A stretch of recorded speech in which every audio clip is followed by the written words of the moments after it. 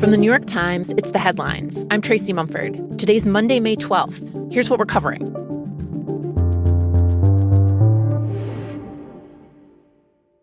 Early this morning, the U.S. and China said they've reached an agreement to temporarily suspend the sky-high tariffs they've imposed on each other.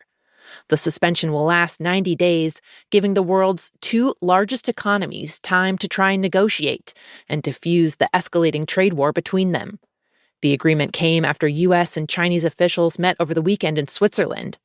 Under the deal, the U.S. will temporarily drop its tariffs from the 145% that President Trump ramped them up to down to 30%.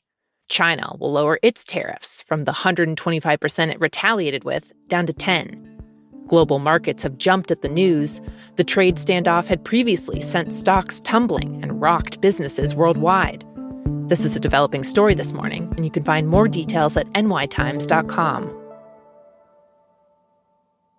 Bottom line, is it safe to fly in the United States right now? We are the safest airspace, for sure. And traveling by air is way safer than any other mode of transportation, which is why I take it, my family takes it. Transportation Secretary Sean Duffy says flying in and out of Newark International Airport is safe, despite recent air traffic control outages and staffing shortages. But he said Americans should take the upheaval at one of the country's busiest airports as a sign of what's to come. We have to fix this because what you see in Newark is going to happen in other places across the country. It has to be fixed. And so, in an interview on NBC this weekend, Duffy called the recent issues, which have triggered widespread delays and cancellations, the result of, quote, stress on an old network that could easily affect the whole country. Are there other airports that you are concerned about right now, Mr. Secretary? I'm concerned about the whole airspace, right? The equipment that we use, much of it we can't buy parts for new. We have to go on eBay and buy parts if one part goes down. Duffy said more U.S. airports could face disruptions and delays just as the busy summer travel season begins. He claimed the country and Congress have not paid enough attention to the aging systems that underpin airport operations. The secretary recently put forward a proposal to modernize and overhaul the country's air traffic control systems. Duffy predicted the project could take 3 or 4 years and didn't provide a cost estimate, except that it would be in the billions of dollars.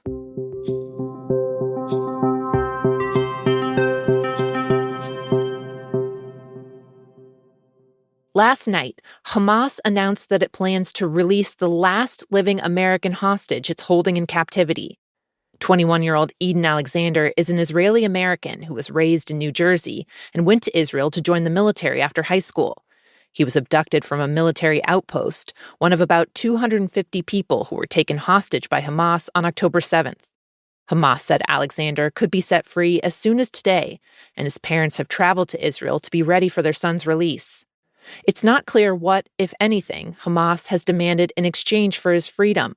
U.S. and Israeli officials said it was simply a gesture of goodwill toward the Trump administration. It could be an effort by the militant group to curry favor with President Trump, since it came just as he's headed to the region for his first major foreign trip this term. Today, Trump is starting a 4-day swing through Qatar, Saudi Arabia, and the UAE. Notably, he's not stopping in Israel.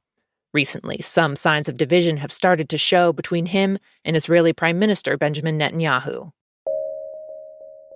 Now, 2 other updates on the Trump administration. Ahead of the president's visit to Qatar, The Times has learned that he plans to accept one of the biggest foreign gifts ever given to the U.S. government, a luxury Boeing 747. The plane would be used as Air Force One before being donated to Trump's presidential library, potentially allowing him to use it for personal trips after he leaves office. The move has outraged Democratic lawmakers and alarmed ethics experts, with the head of one consumer watchdog group telling The Times that accepting the gift, quote, makes clear that U.S. foreign policy under Donald Trump is up for sale. Trump suggested that the free plane would save taxpayers money, and he called people questioning the ethics of the gift world-class losers. Also, today is the last day of bidding in a cryptocurrency auction promoted by President Trump that has raised more ethics concerns.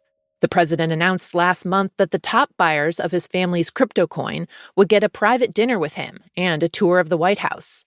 The contest has added billions of dollars to the coin's value on paper, earned the Trump family over $1 million in trading fees, and raised questions about who's buying in.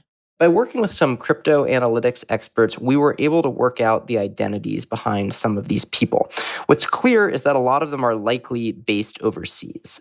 My colleague David Yaffe-Bellany has been covering the Trump family's crypto ventures.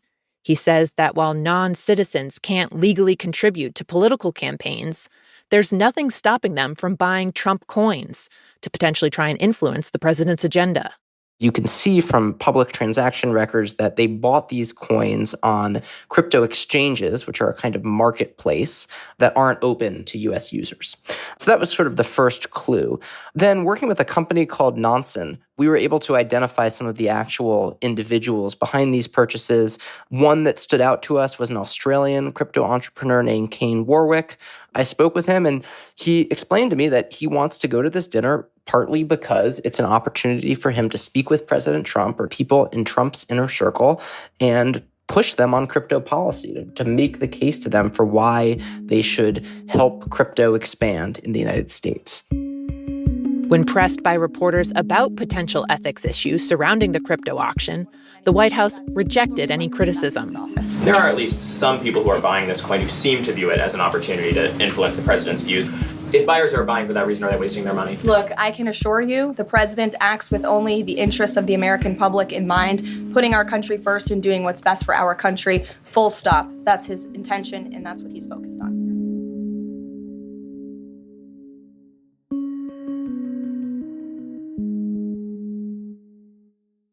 India and Pakistan are now about a day and a half into a very fragile ceasefire. It appears to be holding despite some initial skirmishes across their borders.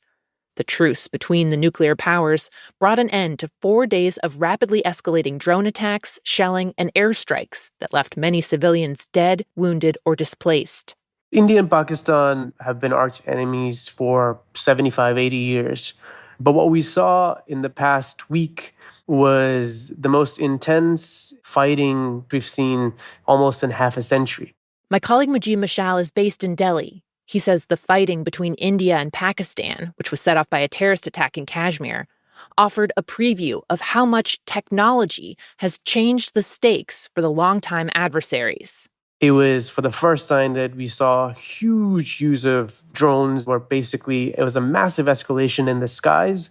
Both sides were hitting targets in cities deep into each other's country along the border, but there were no ground forces moved. And that signals the future of what conflict in this part of the world will likely look like.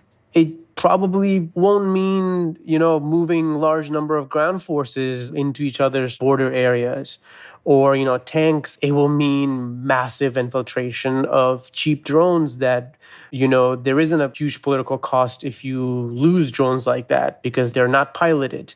So what it does is, because of how easy it is to use this new sort of age technology, it compresses the time of escalation. Things move so fast, and it allows a lot of room for mistakes that could push things out of control. Mujib says the two sides ultimately came to a ceasefire agreement under intense international pressure.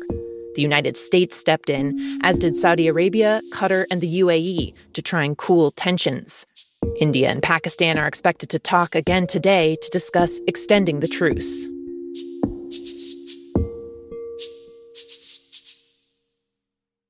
And finally, Steve, you have a very interesting property in Dalton, Illinois. A real estate listing for a 3-bedroom, 2-bath house south of Chicago went up a couple months ago. It's just a cute Chicago Cape Cod. The owner bought it last year for about $66,000 and redid the whole thing. But then it sat on the market. We started at around $225. We did, a few price drops. Until last week, when it came out, that little brick house for sale was the childhood home of the Pope. Robert Francis Prevost, before he became Pope Leo, was born and raised in Illinois, and his father owned the house until the 1990s. Once the address was traced back to Leo, the first ever American pope, the offers started pouring in, to the point it's now been pulled off the market while the owner tries to figure out what to do next. His real estate agent told a local radio station he isn't totally sure what the owner will do now. Field more offers, turn it into a museum, it's all up in the air. On the Pope's part, his new accommodations at the Vatican are arguably an upgrade, depending on how attached you are to the greater Chicago area. The Apostolic Palace even has a tennis court tucked away. It's good news for Pope Leo, who once said in an interview that he considers himself, quote, quite the amateur tennis player. Those are the headlines. I'm Tracy Mumford. We'll be back tomorrow.